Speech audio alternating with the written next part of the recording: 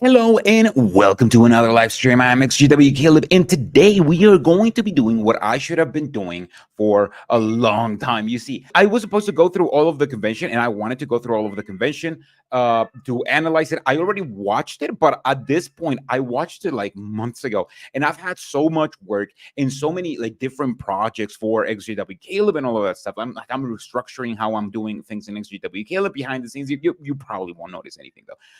That being said, I that has meant that I've been relegating my analysis of the convention for all this time basically, right? So I don't want to keep doing that. So here's what we're gonna do. We are going to watch every weekend, every Saturday, starting today. We are going to be watching the convention starting from Friday p.m., which is the part where I left off. And then after that, the live stream is going to be gone.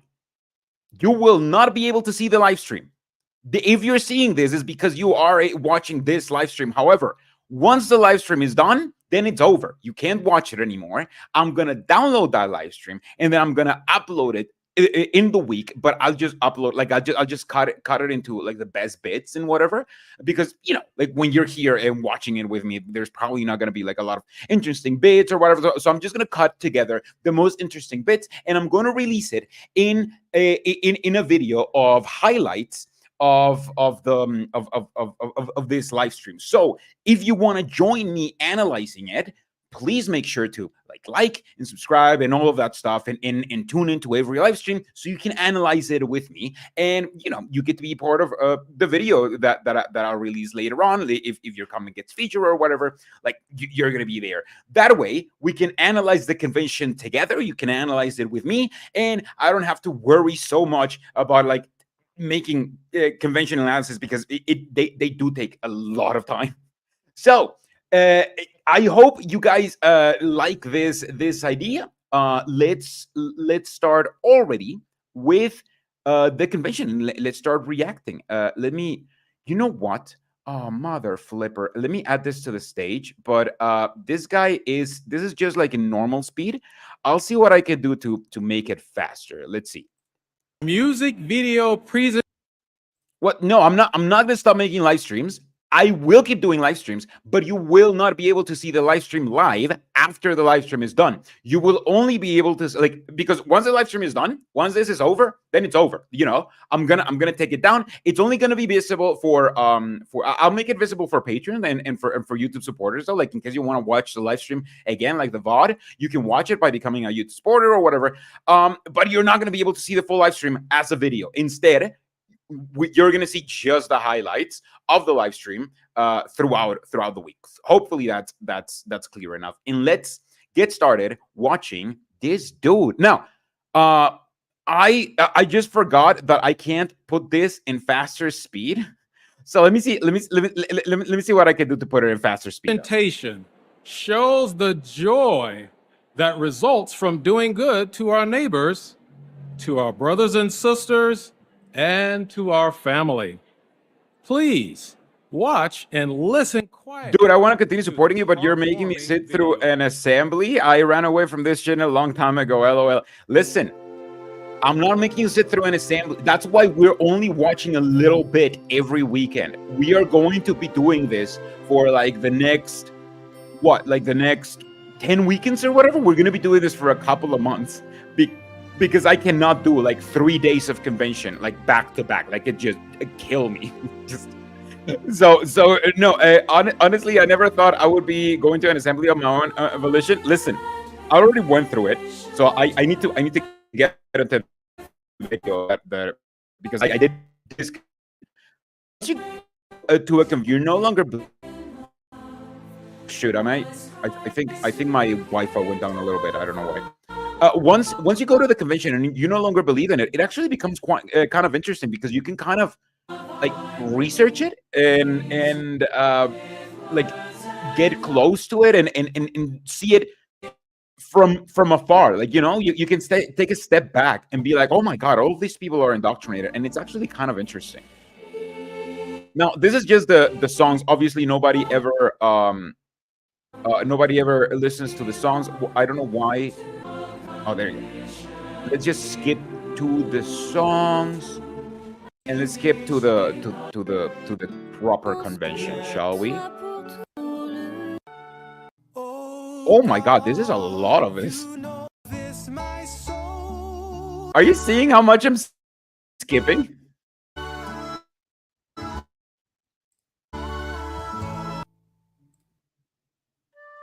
Oh, then there's a song. Oh my God. We'll begin with the talk, Believe the Truth About Jesus, the Word. Each speaker will then introduce the one to follow. Oh, don't you guys love fucking symposiums? Do you have the truth? Symposiums are awesome because they basically just take like like 5 believe words and then they make a that symposium. you They have make the a speech out of truth every word, and then about they who just fill like half of Jehovah the and convention. Jesus really are? Yes, because when we look at the scriptures, we see that our beliefs line up with what's in the Bible. And so with confidence, we say we have the truth. And what a difference that makes in our life. It's the reason why we're all here together today.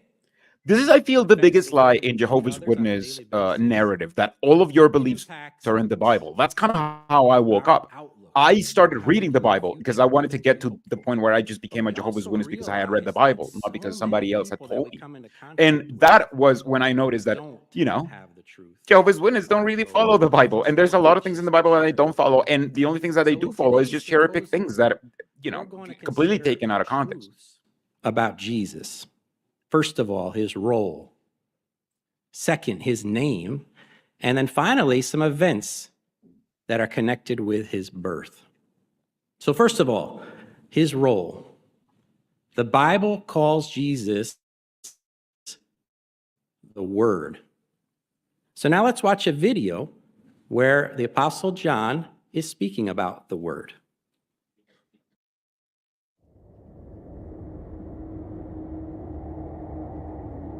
In the beginning was the Word. So I guess this is how we're gonna watch the drama, like just by little bits. Oh my Christ! And the Word was with God. And the Word Was a God. was a God. Sure, was a God. This one was in the beginning. Remember, Jehovah's Witnesses are virtually the only people that believe that over here in this verse, it should say the Word was a God instead of the Word was God, because the Bible says the Word was God. Well, you saw John talking about how Jesus was with Jehovah in the beginning. He was the first creation. And then scriptures like Colossians 1:15-17 tells us that Jehovah then used him to create all other things, including angels. I'm ready with my ramen. I'm actually ready with my beer because I cannot do this while sober. Choice to use him as a spokesman, someone who communicated things to angels, to humans. But humans rebelled. And so Jehovah was going to continue with his purpose. But he said, I want Jesus to be the focal point in the fulfillment of all these prophecies. None of what this guy is saying is in the Bible. This is what I'm telling you when I tell you that Jehovah's Witnesses believe that everything that they do is in the Bible. But then they add all of this, like, oh, Jesus was an angel, was only an angel. He was just the son and was the first creation, and then everything else was created through it. Like, and he was just Jehovah's helper, and the guy who you actually have to follow and obey is Jehovah, not Jesus. Draw your attention to the videos or to the speaker who has the role of conveying something. Humans, they made mistakes, and then Satan's ways took over the earth. We see all sorts of problems for mankind. Jehovah said, focus in on my son for the solutions. And then soon, when God's kingdom is on the earth, and reigning over everything and correct.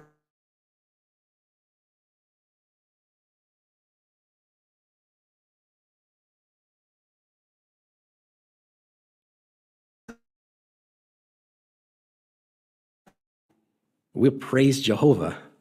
Significance of Jesus' role. Sorry, guys. I don't know why I'm as glitching. The modem is like right next to me, and I'm using nothing else. Let me see what I can do to stop glitching.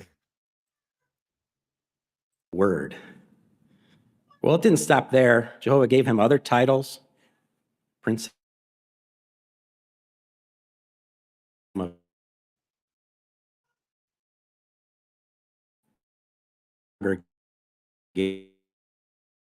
list of. So let's look at a scripture that details that. If you turn to Philippians chapter 2, Philippians 2, we're going to read 8 through 11. More than that, when he came as a man, he humbled himself and became obedient to the point of death. Yes, death on a torture stake. For this very reason, God exalted him to a superior and kindly gave him the name that is above every other name, so that in the name of Jesus, every knee should bend, of those in heaven and those on earth and those under the ground, and every tongue should openly acknowledge that Jesus Christ is Lord, to the glory of God the Father. So you see there that Jehovah gave Jesus this name, and it was something to signify majesty, excellence, power, authority. Now, can you try to... Let's take a quick... Oh, my God. What a great pause phase. Let's take a quick little Lucy break, because he's been meowing nonstop because he wants to escape, and I don't want him to. Oh, Jesus, I don't want him to leave the house. I don't like him, going outside. What are you? You're ruining my chair, man. Oh my God. Let's just... Yeah, I know. Do you see why he's called Lucifer? a name that we give to humans in a role that might have those descriptions, like president, or maybe even an emperor or a king. And yet Jehovah says it's not even close to the role that Jesus has. And then you notice in 10 and 11, it tells us that every knee should bend in his name. And it gets us to thinking, well, then how can I show Jesus the honor that he deserves based on what we see here? And there's a few ways. One is something you probably do quite often, and that is in our prayers, we say in Jesus' name. And you'll hear that throughout this convention as well. Yeah, because that's like dialing the right code, just like at the end of your prayer instead of at the beginning. That's how you know that. That's how Jehovah gets a prayer through. You have to say in the name of Jesus, because otherwise the code doesn't work.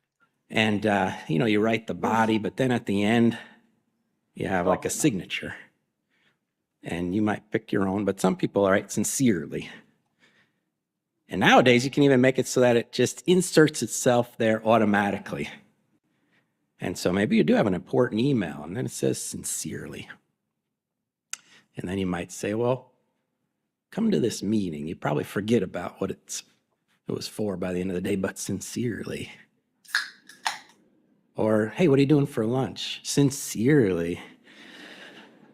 And the person thinks, well, I wasn't going to go to lunch, but hey, they said sincerely. It's really moving. What? Is this guy just confused about email signatures? Is this what's spiritual food nowadays? Just being like, hey, have you thought about how sometimes you write an email and then you only have like a signature and it says like sincerely and it says your full name. So if you like write to your girlfriend or your wife, hey, what's up? You want to fuck later? She gets sincerely and your full name, and it's kind of weird. Like, what is he talking about? Like, before there was like this pseudo intellectualism that was mixed with their fake formal persona that we're seeing right here, right? Like, but now all that's left is just the formal persona, but it just feels like this dude who is just new at the office, so just wears suits and it's just a little bit too formal, and it's trying to joke around in the office, but doesn't know like what to talk about. Like, so he's doing like what literally what they do in the office, and he's just going like, "Hey, have you noticed how gum has gotten mintier lately?" And everybody's like, what the fuck is what are you saying? Like, they feel like that. Like, they no longer feel like this like dressed up intellectuals. They just feel like this dressed up, this guy who's just a little bit too dressed up and he's just uncomfortable for it. We don't want it to get routine like that. So in our prayers, do we talk to Jehovah about his son? Show appreciation for him and what he's doing and what he has done. Jehovah also looks at our life. And, Jesus had some amazing qualities that he showed us in imitation of his father while he was on earth. And we try to imitate him. So if we're thinking about that and we think, oh, he really was kind to people, but it's not my best quality. However, we work on it to honor Jesus. And we also want to tell others about him. So we're in the store and normally we think, heads down, I got to get this done. I don't want to see people. But instead, we think, no, let me try to start a conversation. Knowing the truth about Jesus makes a difference in our life. So now let's watch a video where we can see the difference it can make when we believe the truth about Jesus. About Jesus. Hold on. Instead of watching it like this, I already have it. I was rendering in the background because I have a little surprise for you. We are not going to be watching this at regular speed anymore because I cannot endure it. So we're gonna watch it 50% faster so we can get through this faster, because I mean, come on, this is so fucking boring anyway. I remember when I was a little girl. My grandmother and I would often go to a nearby temple to worship. Can you even tell that this is actually faster? Like, I mean, I know that you can tell because you've been watching, but doesn't this feel like it's normal speed anyway? I told you that this was faster, but doesn't this feel normal speed? What I disliked the most was looking at the gods inside the temple. Their faces looked so fierce, stern, and cold. Those hideous statues made me feel very uncomfortable. Many years later, when I had a family of my own, I really wanted to know God, but I didn't know how. My heart was very empty, and I felt life had no meaning. One day, on a quiet afternoon, I sat by the window and looked up at the sky. At that moment, I prayed, "Oh Lord, God, where are you? Do you exist? Please tell me." Not long after that, the doorbell rang. These are the experiences that Jehovah's Witnesses are grown to believe happen, right? Somebody's praying, and then, as an answer to their prayer, a Jehovah's Witness comes by, right? However, this is simply coincidence. This is not.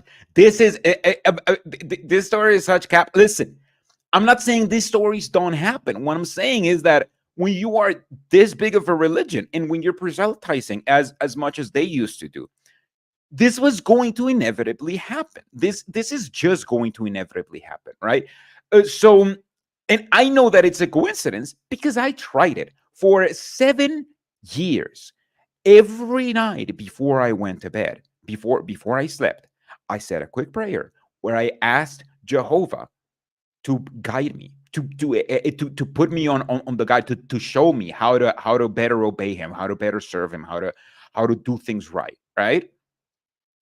That is why when an elder who was a friend of mine contacted me and was like, "Hey, you should come back. You should study all of this shit again. You should do all of this stuff. Like, I know you have questions and stuff." And we ended up chatting for 3 hours. After 7 years, I took it as an answer to these questions. And guess what? I started studying the Bible. I started researching, and I started realizing, holy crap, this religion is actually not good. Like, that call from that elder that I thought I viewed as the answer to my prayers set me in the path that I am right now, like in becoming an apostate. If that phone call had not happened 3 years ago, you would probably not be seeing me right now here in this channel, like all apostate. I may even be still at Jehovah's. I believe in Jehovah's Witness. I don't know. I don't know what I would have done. But the answer to my prayers directed me to do this, to debunk this stuff. So either God directed me stuff, or this is all a coincidence. It's up to you. I went to open the door and I saw a woman, a missionary. On that very day, I accepted a Bible study. I learned that Jesus had a purpose in coming to the earth. He came as God's representative. The way Jesus treated people, he was so humble and full of love and tenderness. He was merciful and compassionate, and he loved justice. So that made me think about what I saw in the temple when I was little. Compared to those scary, stern, and cold statues, the difference was like night and day. I decided to become one of Jehovah's Witnesses. By coming to know Jesus, I have come to know the best, most loving Father in the world, Jehovah God. I have become more positive, and my life is full of meaning. So when I go out to preach, I really hope that everyone can learn these precious truths like I have. Do you feel like this "my life is full of meaning" is not really true in Jehovah's Witnesses? Because they tell you that your life is full of meaning, but the meaning is just work for this cult. Like that is the meaning of life that Jehovah's Witnesses believe in. The meaning of life is you can work for this cult. Like, the more the merrier, right? You need to convert people to work for this cult, and work for this cult, and convert people to work for this cult. Like, that's the meaning of life. And well, sure, that is a meaning. Isn't that kind of like depressing? Isn't that why Jehovah's Witnesses are so overwhelmingly in antidepressants, based on anecdotal evidence? Because there's no formal study, but based on anecdotal evidence. I don't know if you guys in chat can back me up on this, but pretty much like every congregation that I went to, half of the people were on antidepressants at the very least, and the other half did not know that they needed them because they thought that psychiatry was a scam or something. So it just exactly. It's just a religious pyramid scheme. That's it. It's just a religious pyramid scheme. So the fact that they give you meaning, sure, they give you meaning, but that meaning is like depressing AF. And that all can enjoy a happy, healthy life on a beautiful paradise earth forever.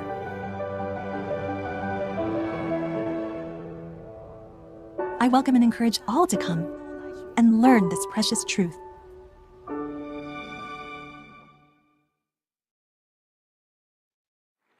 Jesus. Most people we talk to, they'd be familiar with Jesus. But can we say This is literally like the same. I feel like I've seen this narrative by this lady, even not this lady, but this lady.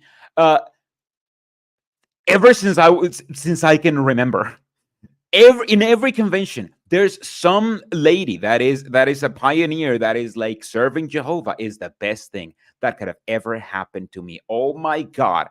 Serving Jehovah has filled my life with meaning, because now I know that the meaning of life is serving Jehovah. I feel like at some point, some Jehovah's Witnesses are going to be like, okay, but why though? Why is that the meaning of life? Based on what?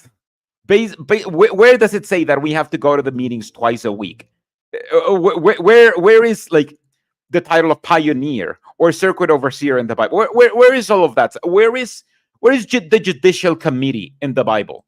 that they really know the truth about him, his role and the honor that he deserves? Well, if we truly believe it, may it motivate us to continue to tell others the good news about him. Now, of all the names that are given to God's Son, which one do you think is the most common and well-known? Isn't it Jesus? With that in mind, let's give our attention to Brother Jerome Fisher as he presents the next part of our symposium, Believe the Truth About Jesus, His Name. Jesus Christ, are you kidding me? How significant? We've gotten to a point where symposiums are literally just about concepts, like about concepts that you learn in like elementary school, but just apply to Jehovah's Witness stuff. You're like, this guy is gonna be like, so what is a name? And well, a name, like, let's see. I can't remember because again, I watched it like so long ago. But I'm pretty sure this guy's gonna go like, oh, what is a name?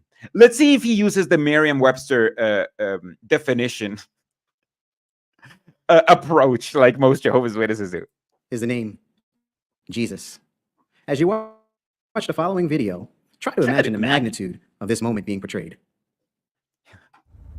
Joseph. Try to imagine, because the video is really bad at showing you the magnitude of this. So try to imagine it.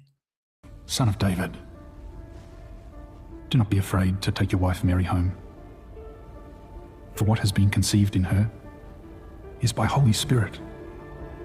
She will give birth to a son, and you are to name him Jesus. For he will save his people from their sins.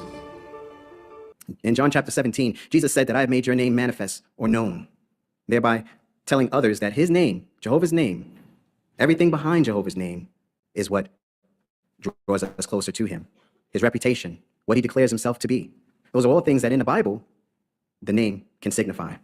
Now, Jesus' name in Hebrew corresponds with the name Yeshua, which literally means, as we mentioned earlier, salvation belongs to Jehovah, or Jehovah is salvation. So within his own name is Jehovah's name. No, it's not, because Jehovah is a made-up name. But also, if it means if Jesus' name is actually Jeshua, why did we just hear the recording saying that his name was Jesus? I grew up in a big, beautiful family, very Jewish, just enjoyed everything. We enjoyed each other, we enjoyed our holidays, and so I just felt that I was privileged. When I left the house, I got married and came to New York. One day, a woman came to my door and said, do you know you could live forever? So I looked at her and I said, oh, really? That's a nice thought, but how is that possible? It's never happened. Isn't that interesting, though? That used to be an effective conversion technique that worked before, but I feel it's because Jehovah's Witnesses believed it more in the past. Like, it was something like, I don't know, I feel like when you believe in something, right? When you believe the logic and everything on it, you kind of just internalize it and then you express it, right? Which is why, if, for instance, if I tell you how evolution works, right? And you don't know where things come from, and then I tell you, oh, it's just things are evolving all of the time, and that's why everything is kind of like different, and that's why we, you have like this colored eyes, but somebody else has different colored eyes, and it's different mutations, and all the little mutations make big mutations in like millions of years, and once you understand that kind of stuff, you kind of internalize it. And then, because, it makes sense. It's logic, right? Everything is always evolving, and we're just experiencing a slice of time and everything. That's why we, like, there are animals that look a lot like us, like orangutans or whatever. But there's there's creatures that have absolutely nothing to do with us, like bananas, and yet we still share 50% of DNA, right? Because we all come from the same from the same place, right? Makes sense.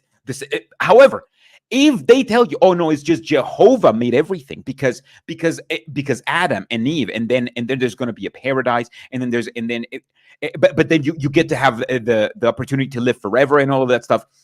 You can't just like internalize that, because it's a very convoluted story, which is why you have to keep going to the meetings over and over and over and over and over again, because it doesn't really make sense. You kind of have to like remember, wait, like it's like, instead of logic, you're remembering a story, right? And there's bits of the story that you suddenly like don't remember, and I feel that Jehovah's Witnesses have changed that story so much, and that story is so old that Jehovah's Witnesses don't even like properly believe it, because if they believed it like they believed it back then, they would literally be going to people's doors and be like, hey, did you know you can live forever? Which is what Jehovah's Witnesses believe in, yes.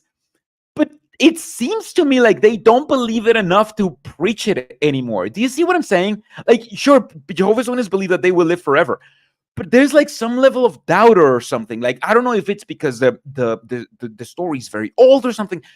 But if Jehovah's Witnesses truly believed it and had truly internalized it and not just learned to believe that they believed in it, then they would be doing what they did with this old lady. And they would be doing like, hey, they would be going door to door, all excited, being like, hey, did you know that you can live forever if you follow like the governing body, right?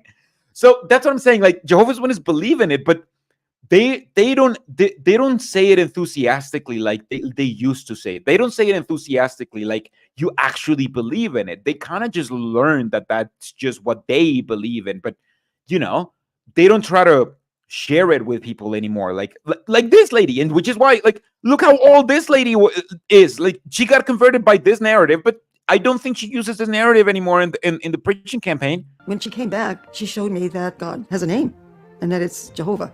I said, you show it to me from my Bible. She opened up to Exodus chapter 6 and verse 3. And I saw the Hebrew letters there, Yud, Hey, Vav, Hey. There were no vowel points. I couldn't pronounce it, but I knew it was God's name. And then from there, I had to know more. She was like, oh, show it to me from the Bible. And then they showed me the Tetragrammaton, which is, fun fact, not Jehovah. Barely even shares like a few letters with Jehovah. If you think about it, even the consonants. But then she was like, oh yeah, you know, Jehovah, YHWH. Sure, that, yeah, all right, that is the name, I guess. And then the clincher was, of course, Daniel, the 9th chapter. This whole part. This lady is very clearly here just because she knows how to speak a little bit of Hebrew. So they're bringing her to bring any kind of like cosmetic, at least. I mean, it's not at least. It's plainly just cosmetic validity to this thing. but she's like, oh, I learned all of the prophecies. All right, well, which one of them are still? Which one of those prophecies that you learned 50 years ago are still the same? Because then all of the prophecies that you learned were wrong, right? Like all of them were wrong. So the argument that you're making, I don't think is the argument that you think you're making. Like, if anything, you're like, I learned a whole bunch of different things, and then the religion changed, and then it changed again, and then it changed again, and then I'm here, and then I'm gonna die thinking that I was never even gonna age. Portrayed as being visited by 3 so-called wise men or kings, and during that visit, see if Jesus is portrayed as being a newborn baby lying in a manger. Let's watch. You guys, like, obviously they're not gonna portray that shit because you don't believe in this, but they portray a very specific instance of the Jesus birth narrative. Let's watch. And when they went into the house, they saw the young child with Mary, his mother, and falling down, they did obeisance to him.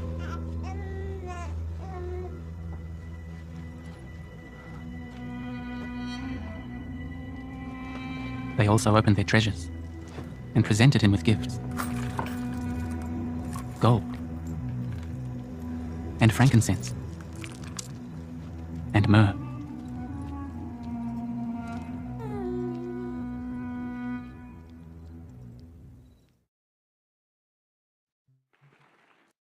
Did you see Balthasar over there?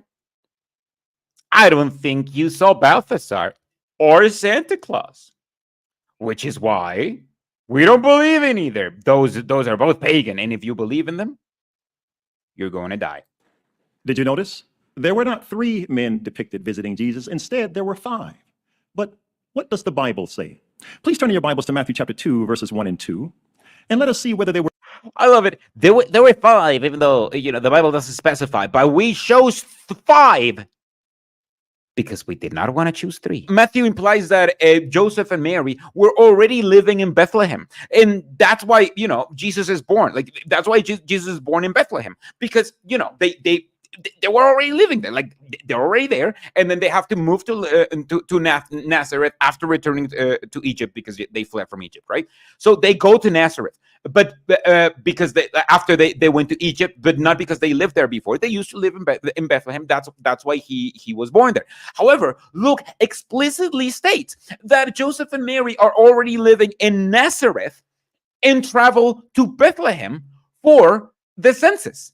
And then they return not to Nazareth after going to Egypt. They return to Nazareth directly. There's no skip to Egypt. There's none of that, right? And sure, while Matthew mentions the visits of like the Magi, the wise men who follow the star of Bethlehem and give them like the gifts to Jesus, like Luke doesn't mention the Magi at all. Instead, like Luke describes the angelic announcement to the shepherds, which is not in Matthew. In Matthew, the people who go over there to celebrate that Jesus is born is like the wise men, right? Who go to Bethlehem way after Jesus is born. But in Luke, who celebrates it, it's the angels. When, like in the moment that Jesus is born, like the angels go to the shepherds and they're like, "What the hell are you doing over here?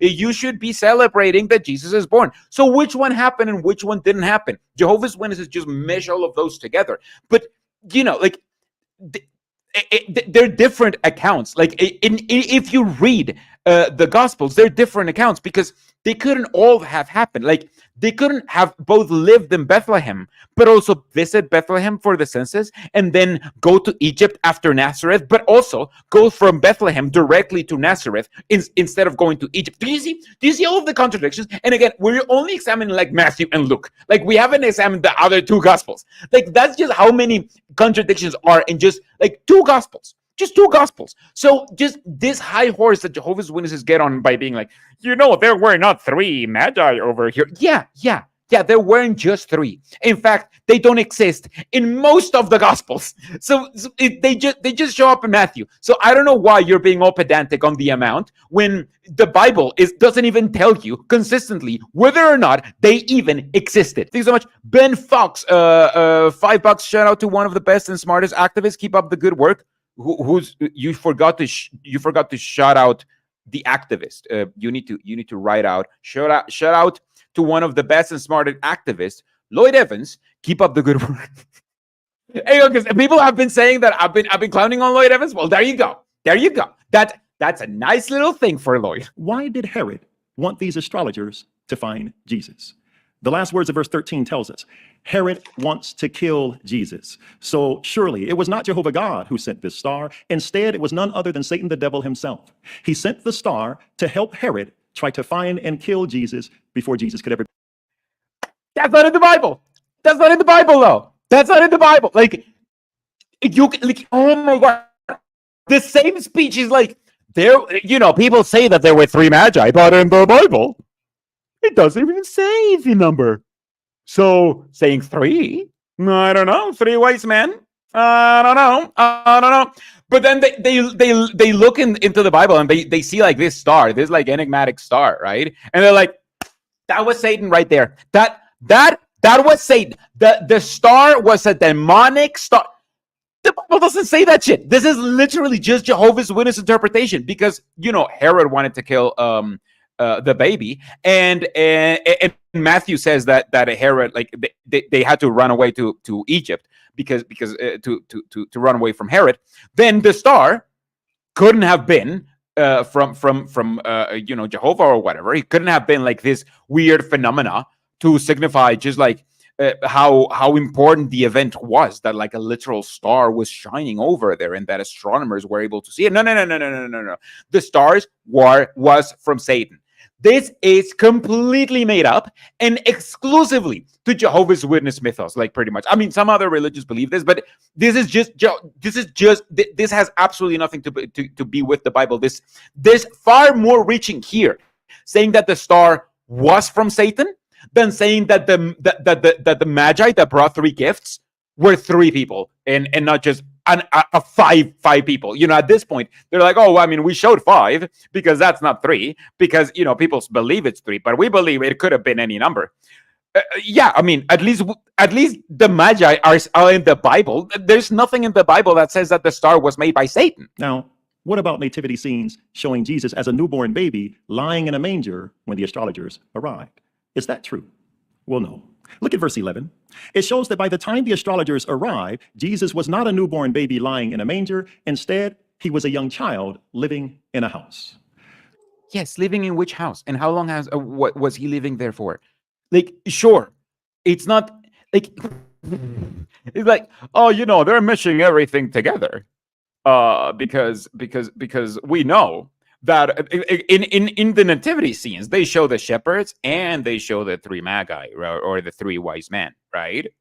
However, we know that that's not happened, because the way we meshed it together is that first there were the shepherds, and then they went to Egypt and Bethlehem. Don't read into it. So don't read into it too much. And then he got visited to Bethlehem, because we meshed those two stories together. So we decided that the way that Christianity in general meshes those stories together, it's actually wrong. Also, the star is Satan. Once you realize that the Bible itself contradicts each other, and it contradicts all the Gospels, you have two choices. You either believe that the Bible is lying, that the Bible doesn't know shit, because this is supposedly the most important story, and the Bible still contradicts each other somewhat. So the Bible must not have been inspired, right? Because if it had been inspired by a higher power, then you shouldn't contradict at all, right? Or two, you realize that these are just stories. These are just different versions of the same story. And what matters is, the spirit of the story, the message of the story, the feels of the story. Like if it's like when somebody's telling you a story and they tell you, oh, I was wearing like yellow sneakers, and they tell you how they got into an accident, right? And then they retell the story to somebody else, and they're like, yeah, no, I was wearing the black sneakers. Like, you're not gonna get pedantic on what the color of the sneakers were, because the point of the story is that you got into an accident, right? That's the point that you should focus on. Like, you get that. The details are not important. What's important is the message. Answer: December 25th. On that date, Christmas is celebrated worldwide, even in many non-Christian countries. The Bible does not give an exact date for Jesus' birth, but it does indicate something that would surprise many. He was not born in the winter. How do we know? First, the Bible tells us that at the time of Jesus' birth, shepherds were living out of doors and keeping. Again, that's Luke, not the Bible. One version of Jesus' birth states that there were shepherds outside, watch in the night over their flocks. For much of the year, shepherds in Bethlehem spent the night outside with their flocks, but not during their cold, rainy, occasionally snowy winter months. Instead, in winter, shepherds protected their flocks from the elements by keeping them under shelter. Second, the Bible tells us that around the time of Jesus' birth, Caesar Augustus ordered a general census. To comply with it, Jesus' parents had to travel at least 110 kilometers or 68 miles from Nazareth to Bethlehem. Notice which version they're using. They're again using Luke, right? Because Luke says that Joseph and Mary were living in Nazareth, and they traveled to Bethlehem for the census. This is the story that Jehovah's Witnesses believe in. However, Matthew implies that Joseph and Mary were in Bethlehem because they were already living there when Jesus was born, and then they flee to Egypt, and only after that they moved to Nazareth. So, there's already far more contradictions in your own Bible, man. Like, why are you looking in the flaws from other people's stories when there's already flaws in the story? And the book of Luke says that Jesus was baptized and began his work at about 30 years of age. And Daniel prophesied that Jesus' ministry would last 3.5 years. Jesus died on the Passover in the spring at 33.5 years of age. So his birth, 33.5 years earlier, would have been in autumn. Thus, the Bible indicates that Jesus was born not in winter, but in autumn. Notice all of the reach, all of the bits that they need to reach. They're like, oh, it says over here, and then if you take this, and then if he got baptized on his birthday, then you can kind of make the assumption. Exactly. Vicky and Benji Scambate is saying all assumptions. Yes, exactly. These are all assumptions. Like, he was 30 for a whole year. He wasn't 30 just on his birthday. He was 30 for a whole year. He could have started his ministry at any point throughout that year, not during his birthday. Here, this is a dramatization. That means that in Bethel, there is a Christmas tree, at the very least one Christmas tree in Christmas ornaments. Isn't that funny? You are not like, if you were to have a Christmas tree, just having a Christmas tree is grounds for you to be kicked out of the religion. You disanounce yourself. You disfellowship yourself. I'm blanking on the term right now. But they can have a Christmas tree and all that shit. Like, they have to have a Christmas tree in order to depict how Christmas trees are evil. Like, it's just so stupid. Family. I was happy because we could be together as a family. In our community, there are many traditions related to Christmas. I found it difficult to grasp. I had the difficult to grasp is code, Jehovah's Witness code for, they didn't give, like, I had a difficult to accept this as the truth because the evidence that I was given was insufficient. Again, if they give you enough evidence to believe something, you like, once you explain you something that actually makes sense, you can just internalize it, and then everything falls into peace. If you have a difficulty to accept that what you're being taught is the truth, then maybe it's because you're not giving enough evidence, and maybe you should be skeptic about it. I was able to teach my children about who Jesus is and what he will do for the earth. There is literally no Bible verse in the whole Bible, and the Bible's a big book, right, that says that Jesus is going to turn earth into a paradise. There is literally no Bible verse that says that.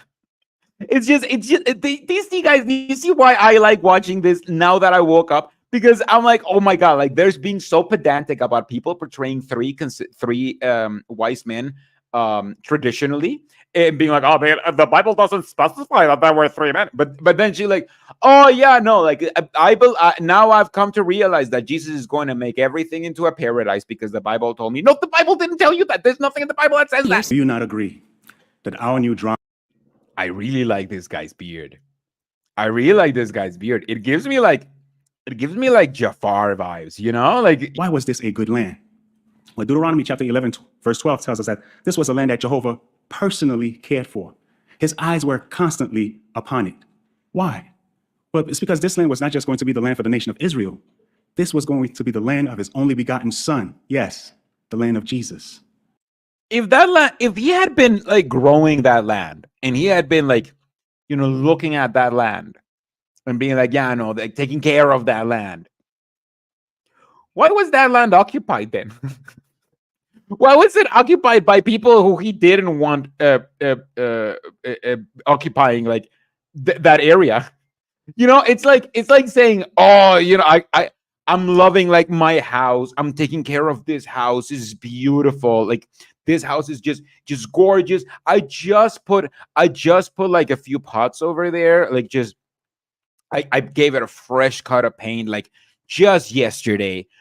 But like, it's been occupied by like by like homeless people for the past 10 years. Like, wait a minute. Like, wait a minute. Then it's not your house, is it? Like, then you're not taking care of your house because it's not even your house. You're not even living in there. Like, you're not taking care of anything. I feel like a lot of people who are still like pro-Israel for some reason don't understand that. Like, I don't care that the Bible says that this land belongs to like this race of people. Like, you can't just kick people out of their homes, like where they've lived for generations, and kick people out of their fields that they've worked for generations. Those are theirs. Like, if someone's occupying that and God told you that that land is yours, well, then take it up with God and be like, hey, God, like, some people are occupying the land that you gave me. Can you take care of that now?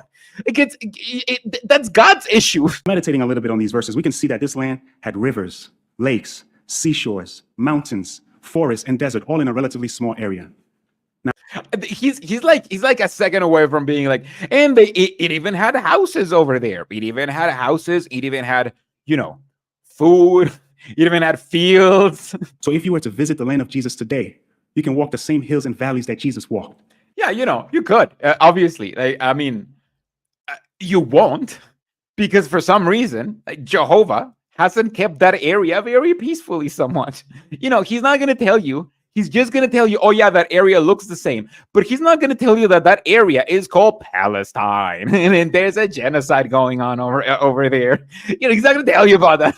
He's going to be like, oh, yeah, no, it's basically the same. It's just, there's the rivers are still there, I think. Our dear friends who are working on the video project, The Good News According to Jesus, are taking great care to portray the land accurately.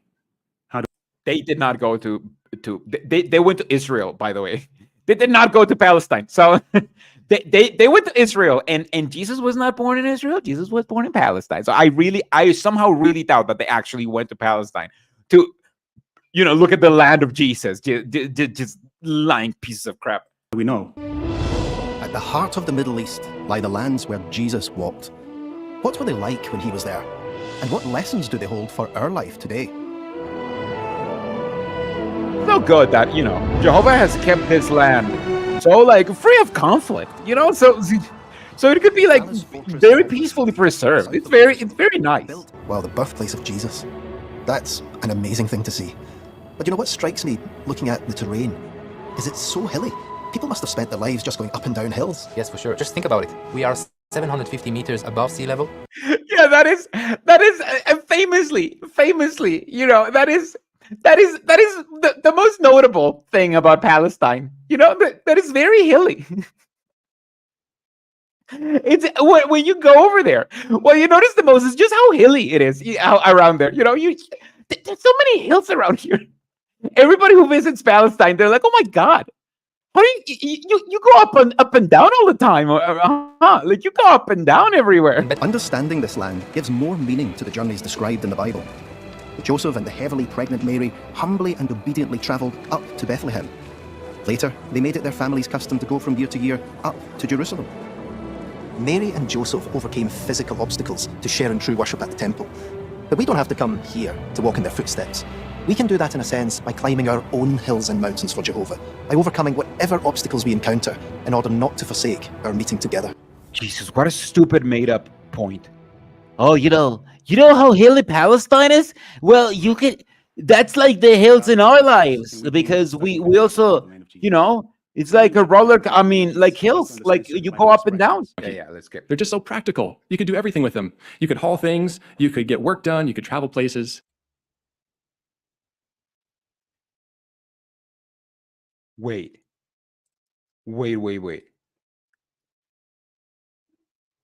They did it. Did you see that guy? This is the Jehovah's Witness robot that they've been making on. That's what they've been working on. Everybody's like, oh, this cult doesn't have new theology. This cult is not refreshing the doctrine. This cult is losing people. That's what they've been working on. They've been working on this. JW.org man. Look at him. Look at the way that he behaved. Jesus Christ. It's just, I feel we need to properly absorb him. And why wouldn't you have a donkey? They're just so practical. You could do everything with them. You could haul things, you could get work done, you could travel places. I am enthralled by him. It's just, I swear to God, this is the same old Jehovah's Witness speech. They're very common. But this guy is so Jehovah's Witness. I feel like if you remove the Jehovah's Witness programming from him, you literally do not have a person. By the way, I'm joking. Obviously, this guy, there's obviously a person beneath this guy. I'm just jokingly pointing out how much of your personality is engulfed by this cult. I'm sure this guy has a really nice personality, right? You cannot see it underneath this facade, is what I'm saying. This is so fake. This is so manufactured that his smiles are so manufactured. His speech is so manufactured. You can hear how calculated and how rehearsed every single word is. That not only gives you Jehovah's Witness vibes, it gives you performance vibes. It really feels like you cannot see the person underneath this cult member, and he was born in a cult. If you only observe cult things, which is what this cult teaches you to do, then you will not have a personality anymore. You know, and it's not going to be your fault. You've been conned into becoming this person that is not you. I feel like we all have to a sense, like we don't have a personality when we're part of a cult, because a cult but in essence has to repress your personality regardless of which cult it is. By the way, obviously I'm muting and like skipping through this because this is stupid. You know, like it's a symposium on the Friday afternoon session. It was a part of daily life. Why? Their sharp hooves make it more sure-footed than a horse, which meant it was better suited. See, like, we're learning about asses over here. You know, like we're not missing a lot. One which helps us understand that to Jehovah there is more to us than meets the eye.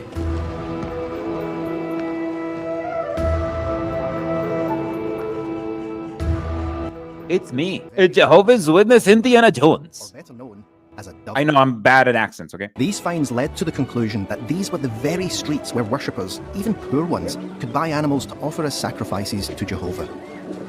This provision teaches us that Jehovah loves each one of us, and that he accepts our best, even if we feel it's insignificant. Our circumstances do not define our worth to him. No, it doesn't. It teaches us that Jehovah was got so hard on sacrifices that he managed to get sacrifices even from poor people who still existed in Jehovah's perfect government. You know, Jehovah still had like poor people in his utopia, but we see how loving he was by allowing them to buy a cheaper thing to kill, like not a cheaper thing, a cheaper living animal to kill for him, because remember, Jehovah likes the smell of it. Now, a third lesson that we can learn from animals of Jesus' time comes from how Jesus used animals in his teaching. In the Sermon on the Mount, Jesus used 8 animals in about 20 minutes. What does that show us? Good illustrations come from everyday things. Jesus knew that to his listeners, separated. Oh my God! Kept in the. This Jehovah's Witness can, of course, no, because of course his Jehovah, like if he had to be a prototype of a Jehovah's Witness, like he obviously not just had to talk about illustrations, but also had to talk about the importance of illustrations, like and not just using like stupid illustrations, because Jehovah's Witnesses believe that if you can come up with an illustration for something, then that makes it true for some reason. What this guy is doing is he's looking at what Jesus taught, and instead of analyzing the story, right? Instead of analyzing the story that Jesus taught, instead of analyzing the words that Jesus said, the message behind the story, he's like, well, did you see over here? Jesus used a story, which means that we, since obviously we are in the position of Jesus to teach, we have to use illustrations, just like, because, you know, Jesus used illustrations too. Like, we're not going to focus on the illustration, though. We're not going to focus on the illustration. We're just going to focus on the fact that Jesus chose them.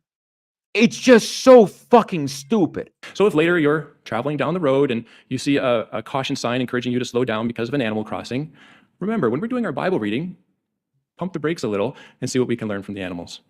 But there's more that we can learn from the land of Jesus on a related topic. What? Oh God! I can't. This is so stupid. This is so stupid, man. Like, I know you're Jehovah's Witness, Ken. I know that you're a robot. I know you're not a real person, but you cannot. Oh my God. Oh my. And he was so happy about it too. You know, he was so happy about it too. He was like, animals make great illustrations.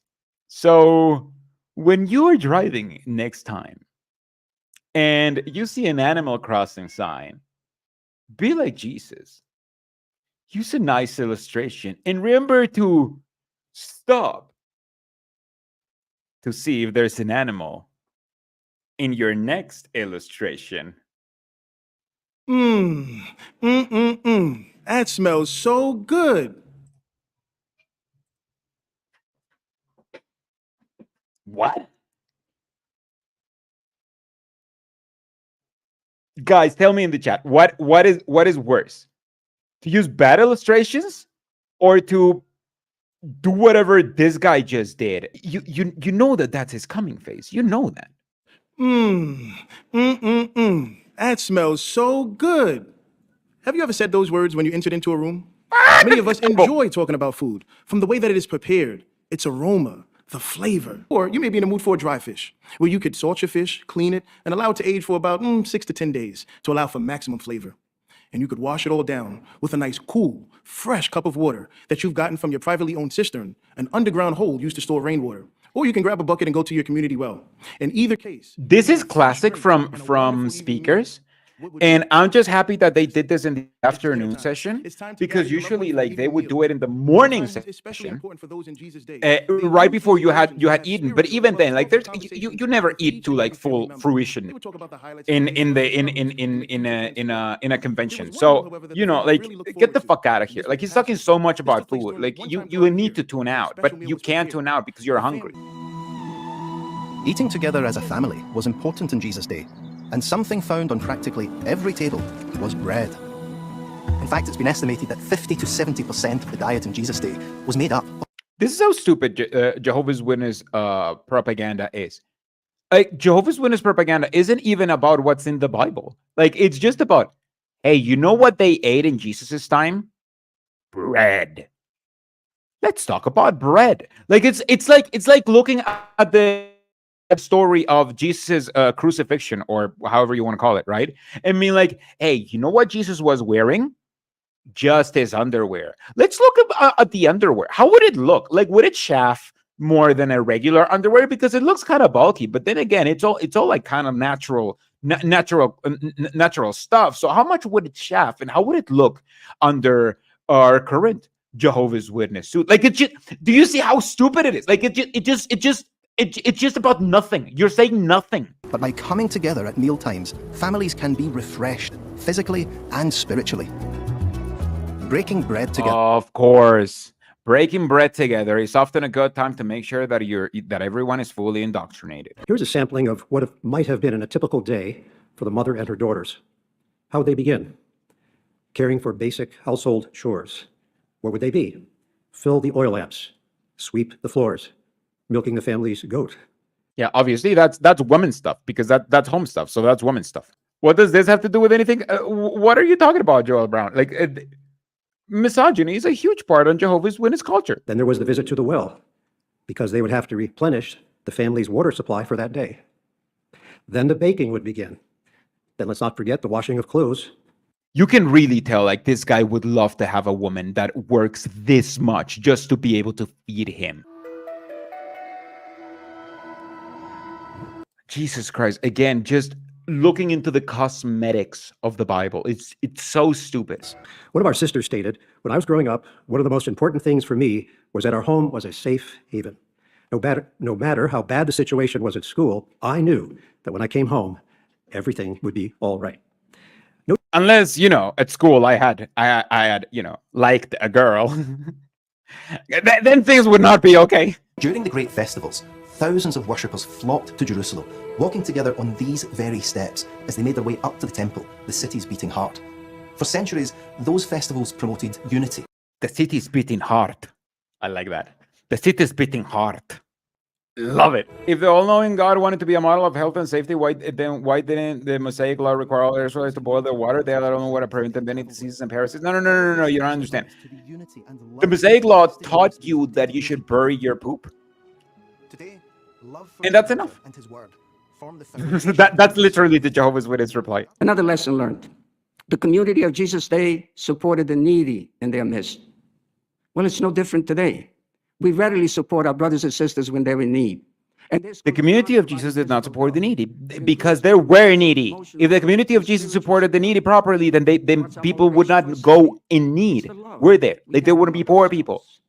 It's just so stupid. And again, Jehovah's Witnesses don't support people in need, because if Jehovah's Witnesses did, then they would do what Paul did in the beginning and establish pretty much like full communism by being like, if you're rich, you have to give money so people who are poor can take that money. So neither has too much nor too little. So everything will be equalized. That's what Paul said, right? So if you truly cared about it, like Paul is there's a lot of things that I don't like about Paul, right? There's a lot of things that I dislike. Paul was a very judgmental dude. He very clearly brought in the Pharisaical way of thinking into that Jesus was against into Christianity to establish it into a proper religion, right? So there's a lot of things that I don't like about Paul, but Paul was pretty basic when it came to handling poor people.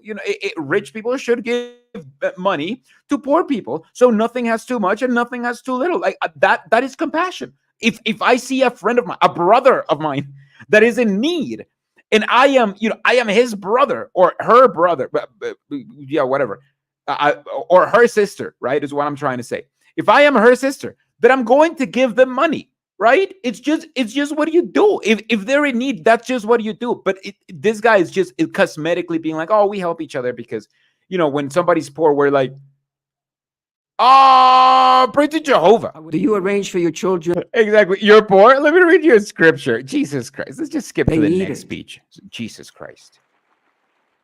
It's been education. Let's figure out how the son of a carpenter could read and write. He could read and write so well that could teach at the temple when he was a little kid. Our Father Jehovah is the best teacher in the universe. Oh my God, I just realized that this speech is going to be about how the importance that you educate your children in the cult. This is about child indoctrination, isn't it? Parents first would instruct their children by reciting the law, and then the child would repeat the law. When they learned a phrase, the parents would add another one.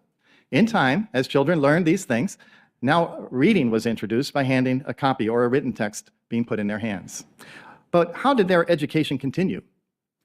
They sat with their parents as they attended the local synagogue and the temple and listened to the law being read. So in this way, a child was most people in Jesus' time did not know how to read and write. Fishermen did not know how to read and write. Carpenters did not know how to read and write. It's not needed for you to fish or to do carpentry. And he's like, oh yeah, well, I mean, basically, what Joseph and Mary did is they read their version of the Bible stories book. Now, in the following video, please notice some of the aspects of education in first century Israel as portrayed in the Good News according to Jesus. I love it. Not as portrayed in the Bible. No. As portrayed in our stupid movie. We made a documentary about the stupid movie that we made. Of course, parents also taught their children skills for daily life. The father took time to teach the family trade to the boys, while the mother taught household skills to the girls. But there was one fundamental facet of education. I love just the casual misogyny. Yeah, so, the girls got to do housework. Now, it's true, many parents work long hours because they want a better life for their children. Well, our Heavenly Father, Jehovah, he's working hard as well. He's working tirelessly. He wants what's best for our family. Some parents work hard to give children a better life in this capitalistic world, in this capitalistic society. Well, guess who's working harder? Jehovah. He's preparing paradise just as he prepared the promised land by not doing anything and let us do the actual work of preparing it later. There were public occasions for true worship, such as the synagogue. Now, in Jesus' day, synagogues were centers of worship. And if you look at the glossary of Bible terms, it mentions that a synagogue was a place of assembly for scripture reading, instruction, preaching. So they're like, yeah, so since they went to the synagogue, that means that you need to go to the meetings twice a week. Because they went to the synagogue. For true worship. Anyway, this isn't in the Bible. A synagogue consisted of a main assembly hall, with stepped benches lining the walls where the men and women who met together sat. A chest for keeping the sacred scriptures safe. Then a central space where a speaker or reader could stand next to a lectern. These buildings were designed so that all in the community could come to listen and learn about their God, Jehovah. Mary was one who did that. By truly listening and meditating on what she heard, she developed a close relationship with Jehovah. This allowed her to trust in his ability. This is literally, again, all conjecture. Mary did that because she got trusted by Jehovah, so that means that she was a good Jehovah's Witness. Well, to begin, it's a privilege for me to be able to bring to you the love and greetings of the governing body, the entire United States Bethel family. They want you to know that they love you and they pray for you every day. Oh my God. And then pause. Is there a pause for break? There is a pause for applause. Oh, I love being able to come here and tell you that I've seen the governing body and they say hi. Oh my God. Pause for applause. Well, I agree with all of you. But I want you to think about what you've experienced. Here you came in this morning at 9:30 and you sat down and you sat here for 5 hours listening to only good news. Isn't that an amazing gift from Jehovah God? No, they listen to some bad news about how there's a genocide going to happen in Armageddon very soon, and about some arguably fun facts about some tangentially related topics to the Bible. We finally were able to observe it, and what a drama that was. We were not entertained. Our faith was strengthened by what Jehovah gave us.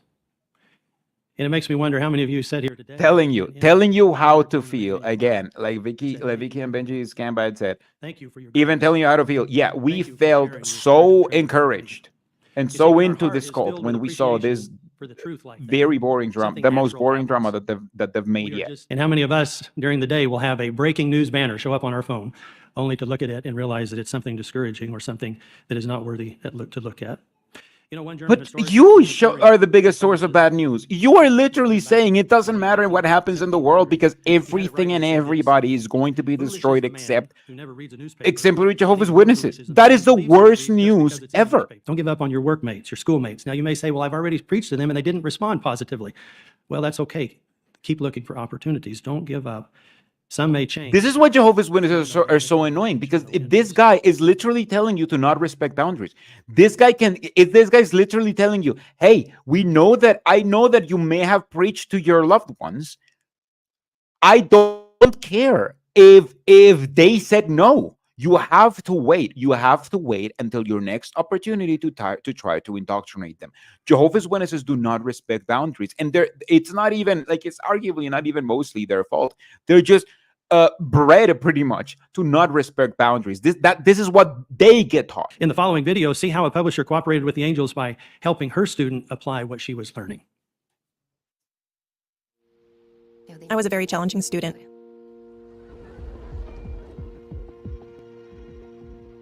I was someone who loved to party, loud music, dancing. I would get to the party right when it started, and I would stay until the very end. She had many changes to That's make. I was thing if afraid to you're bring it a up. Jehovah's Witness. I don't know what it was about that energy and that music. It was just made me feel alive, I don't know. It was very powerful. I would say, oh, Jehovah, how can I tell her, Raquel, the way you were living is not Jehovah's way. I didn't think I would actually have to let go of anything. I thought I could do what I wanted and serve Jehovah too. So it's so telling. They're like, she's like, I'm wondering, how am I going to tell you that this isn't what Jehovah's Witnesses do? Because it's not like we have a Bible verse that I can show you. That you can't go clubbing. Clubbing is fine. Like there's nothing in the Bible that says you can't go clubbing and just listen to loud music while you drink some in moderation. And I started to understand that to please Jehovah, I would have to give up some of those things. There was no satisfaction in any of them anymore. The hair, the makeup, the whole persona. Being there just didn't make sense anymore. I remember getting home and thinking, Raquel, what are you doing with your life? There was such a void, such a big void. But yeah, because the cult is starting to imprison your mind. And now the things that you did for fun you can no longer do for fun because the cult has taught you that God doesn't like it, and you wanna like God because God is the guy who's in charge of whether you're gonna live or not at the end of the day in this destruction that is gonna come very soon. It's just this is the cultiest video in the whole convention, I feel, because this really shows you, hey, when you convert to Jehovah's Witness, you will have to leave your personality behind. You cannot move into the Jehovah's Witnesses with your personality alone. You have to leave who you were behind to convert into this religion. it took me a while to understand that Jehovah's ways are superior. It would only benefit me. You could see how the truth was impacting her life, and she started. See, it's like it's an abusive relationship. It's like an abusive relationship. It took me a while to get used to this abuse. To get used to realize that my boyfriend was only checking my phone because he loves me. That my boyfriend was only checking what I wore and telling me what to wear outside because he loved me. That my girlfriend is angry every time that I like a photo of a female person in a female presenting person on Instagram because she loves me. No. That's not because you're not learning that this is because they love you. You're just learning to get used to the abuse. At first, I doubted that she would change because I was looking at the situation from my own point of view, how I was helping, what I was doing. But it's not me, it's Jehovah who brings about change. We're just tools that he uses to help others change. Honestly, if Marilda hadn't talked to me and made it clear what I needed to change, I don't think I ever would have changed. See, like she's outright telling you. I don't think I would have left behind that part of my personality if this cult hadn't taken it from me. Raquel loved her lifestyle, didn't she? Who is your Raquel? Who are you trying to convert like this? Oh my God! What I needed to change, I don't think I would have ever changed. What a powerful lesson for us. They're even highlighting that shit, bro. They're highlighting that. Help them in a loving way to make progress. It means their life. Well, let's examine the third and last feature. It means their life. It means your life. Either you convert and you leave parts of leave your personality behind, or you will die. This is an abusive religion. Well, you may have had your own experience where you felt that the angels were directing things, and there's so many experiences that indicate that they're working right alongside us. I'd like to just share one. There was a sister looking for a way to give a witness, and she was in line at the grocery store, and the grocery conveyor belt stopped, and the customers all around became upset and began to complain and were very rude to the cashier, who actually was very kind to them in return. Well, the sister thought in her mind, this is my opportunity. So when she got up to the cashier, she said, I want to commend you for being so kind and patient, even though everyone else was so rude. You see, I'm one of Jehovah's Witnesses, and I notice things like that. Well, what do you think the response was? The cashier said, now wait just a minute, you're one of Jehovah's Witnesses? And she reached in her bag and she pulled out a letter. She said, I got a letter from one of Jehovah's Witnesses. I've been reading it over and over, and it's so encouraging.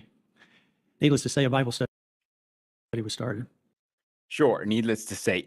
Oh my God. Imagine that. Imagine that.